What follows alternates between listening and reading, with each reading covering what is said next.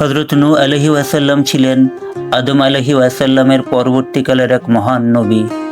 তার জাতিকে মূর্তি পূজা ও পাপাচারে লিপ্ত দেখে আল্লাহ তাকে নবী ও রাসূল করে পাঠালেন।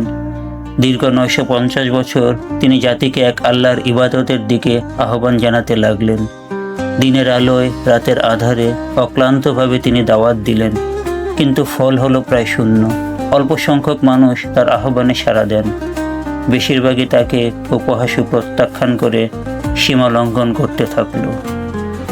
জাতি যখন প্রায় উপদেশ অমান্য করে চূড়ান্ত অবদ্ধ হলো, তখন আল্লাহর পক্ষ থেকে এলো মহাপ্লাবনের ডাক। আল্লাহ নূহ আলাইহিস সালামকে একটি বিশাল নৌকা তৈরির আদেশ দিলেন।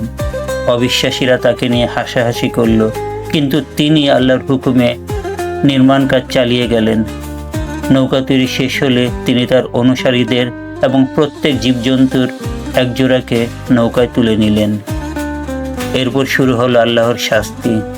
আকাশ থেকে মুষলধারে বৃষ্টি নামলো এবং ভূমি থেকে জলধারা উৎসারিত হয়ে একসাথে ফেটে বের হতে লাগলো। মুহূর্তেই চারদিক উত্তাল ঢেউয়ে ঢেকে গেল। নূহ আলাইহিস সালামের অবাধ্য পুত্র পাহাড়ের চূড়ায় আশ্রয় নিতে গিয়ে প্লাবনে ডুবে গেল। সেই মহাপ্লাবনে অবিশ্বাসীরা সম্পূর্ণরূপে ধ্বংস হয়ে গেল।